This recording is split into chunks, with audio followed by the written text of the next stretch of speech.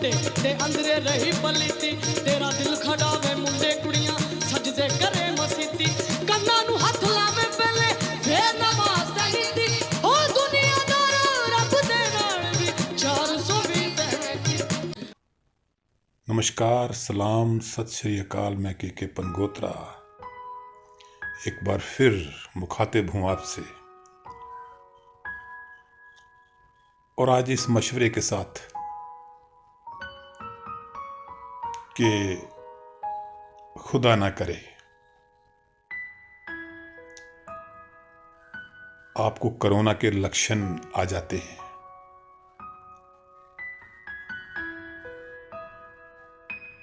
मेरी सलाह है कि होम आइसोलेशन में भी नहीं जाना है, बाहर घूमना है,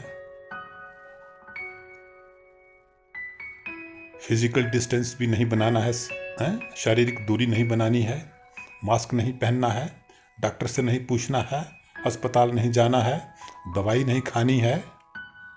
क्या करना है? भजन करना है जी।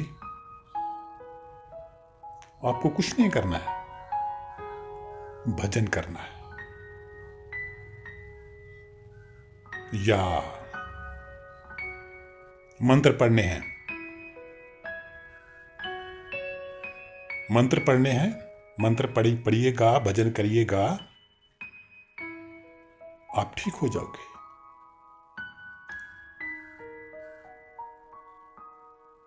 मानोगे मेरी बात?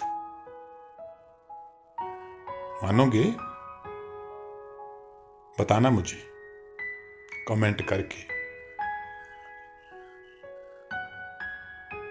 तो दोस्तों, मसला ये है कि एक तथाकथित संत श्री को मैं कल परसों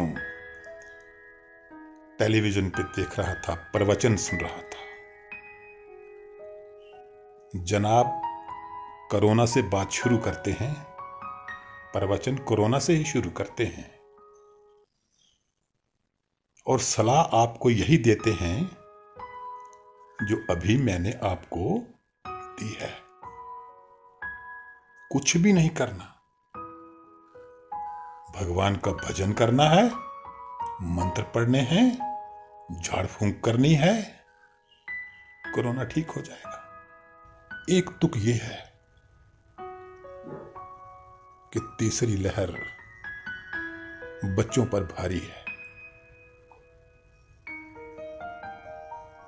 और बच्चों को बचाने का तरीका ये है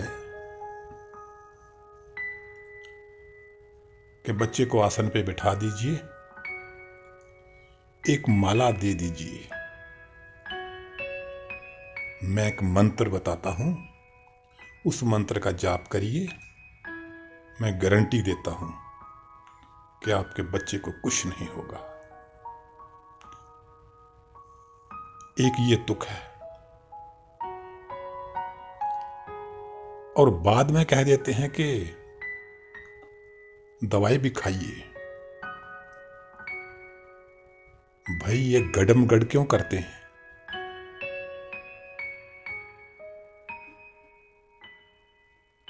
तो ये एक तरह से भ्रमित करने का प्रयास है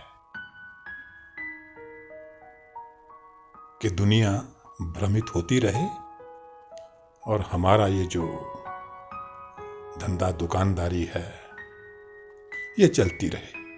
अरे भाई, अपना कोई स्टैंड रखिए। एक उधर की बात, एक उधर की बात,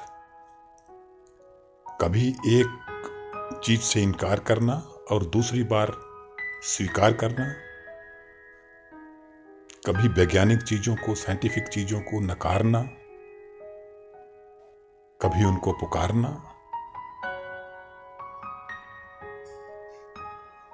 बड़ी बड़ी फीसें हैं। हमारे एक द्वारकानाथ शास्त्री जी महाराज थे, तो एक बार मैंने सुना था कि आजकल जो गुरु है ना, ये लिफाफों वाले गुरु हैं। लिफाफे से यजमान बनाते हैं। द्वारकानाथ शास्त्री जी ये बात कहते थे, मैंने सुना है। कई उनके ऑडियो कैसेट बजते हैं, आज भी बजते हैं, पहले भी बजते थे। कई बार बजते थे तो मैं सुनता था ध्यान से। तो ये वही हैं लिफाफों वाले, फीस लेकर दाखिल करते हैं चेले को। दुकानदारी है, चल रही है। कोरोना का एक पॉजिटिव एस्पेक्ट ये है, एक इसका सकारात्मक पहलू ये है कि हम लोग साइंटिफिक टेम्पर, हमारी सोच जो है वो साइंटिफिक बन रही है, तार्किक बन रही है, रैशनल बन रही है। हम बेतुकी बातों से और अंधविश्वास से, हमारा जो विश्वास था ना वो उठ रहा है, कुछ ना कुछ उठ रहा है। एक सोच बन रही है लोगों की कि ये करेंगे भाई, सिर्फ भजन करने से बीमारी ठीक नहीं होती। लेकिन दुख, अफसोस इस बात का है कि कुछ लोगों को इससे बहुत तकलीफ हो रही है। उनको ये हजम नहीं हो रहा कि ये साइंटिफिक टेम्पर जो है वो लोगों में आ रहा है। उनकी धर्म के नाम पे, अंधविश्वास के नाम पे दुकानदारी बंद होती उनको नजर आ रही है और वो किस्म किस्म के हथकंडे इस्तेमाल कर रहे हैं। अब मैं आपको दिखाना चाहता हूं, एक बड़ा महत्वपूर्ण, मैं आपको एक वीडियो क्लिप दिखाना चाहता हूं। माननीय प्रधानमंत्री महोदय नरेंद्र मोदी जी, क्लिप थोड़ा पुराना हो सकता है लेकिन सुनिए। साइंटिफिक टेम्पर को लेकर उनकी बात सुनिए भाई, मेरी मत मानिए। प्रधानमंत्री महोदय की सुनिए, कितनी सफाई से, कितने तरीके से और कितने सलीके से वो आपको समझाने की कोशिश कर रहे हैं कि साइंटिफिक टेम्पर हमारी कॉन्स्टिट्यूशनल ड्यूटी है। ये हमारी फंडामेंटल ड्यूटी का हिस्सा है। इस ड्यूटी को निभाने की, निरंतर याद करने की, अपनी आने वाली पीढ़ियों को इसके लिए जागरूक करने की हम सभी की जिम्मेदारी है। जिस समाज में साइंटिफिक टेम्पर की ताकत बढ़ती है, उसका विकास भी उतनी ही तेजी से होता है। साइंटिफिक टेम्पर अंधश्रद्धा को मिटाता है, अंधविश्वास को कम करता है। साइंटिफिक टेम्पर समाज में क्रियाशीलता को बढ़ाता है। साइंटिफिक टेम्पर प्रयोगशीलता को प्रोत्साहित करता है। हर चीज में रीजनिंग खोजता है, तर्क और तथ्यों के आधार पर अपनी राय बनाने की समझ पैदा करता है। और सबसे बड़ी बात, ये फियर ऑफ अननोन को चुनौती देने की शक्ति देता है। अनादिकाल से इस फियर ऑफ अननोन को चुनौती देने की शक्ति ने ही अनेक नए तथ्यों को सामने लाने में मदद की है। साथियों, मुझे खुशी है कि देश में आज साइंटिफिक टेम्पर एक अलग स्तर पर है। मैं आपको हाल ही का एक उदाहरण देता हूं। हमारे वैज्ञानिकों ने चंद्रयान-2 पर बहुत मेहनत की थी और इससे बहुत उम्मीदें पैदा हुई थी। सब कुछ योजना के अनुसार नहीं हुआ, फिर भी यह मिशन सफल था। साथियों, मिशन से भी बढ़कर ये भारत के वैज्ञानिक इतिहास में एक महत्वपूर्ण मोड़ हो सकता है। कैसे? मैं आपको बताता हूं। मैंने सोशल मीडिया पर अनेक स्टूडेंट्स, उनके माता पिता के बहुत सारे ट्वीट देखे। वो बता रहे थे कि उन्होंने अपने बहुत कम उम्र के बच्चों को भी चंद्रयान से जुड़ी घटनाओं पर चर्चा करते हुए पाया। कोई लूनर टोपोग्राफी के बारे में बात कर रहा था, तो कुछ सैटेलाइट ट्रेजेक्टरी की चर्चा कर रहे थे, कोई चांद के साउथ पोल में पानी की संभावनाओं पर सवाल पूछ रहा था, तो कोई लूनर ऑर्बिट की बात कर रहा था। माता पिता भी हैरान थे कि इतनी कम उम्र में इन बच्चों में ये मोटिवेशन आया कहां से। देश के इन तमाम माता पिता को लगता है कि उनके बच्चों में आ रही ये क्यूरियोसिटी भी चंद्रयान 2 की सफलता ही है। ऐसा लगता है कि साइंस को लेकर हमारे यंग स्टूडेंट्स में रुचि की एक नई लहर पैदा हुई है। इस शक्ति को, इस एनर्जी को 21वीं सदी के साइंटिफिक एनवायरनमेंट में सही दिशा में ले जाना, सही प्लेटफॉर्म देना हम सबका दायित्व है। भगवान पर विश्वास एक अलग मुद्दा है। आप किसी सुपर नेचुरल पावर पे विश्वास करते हैं कठिनाई में, तो कई बार आदमी को आत्मबल मिलता है,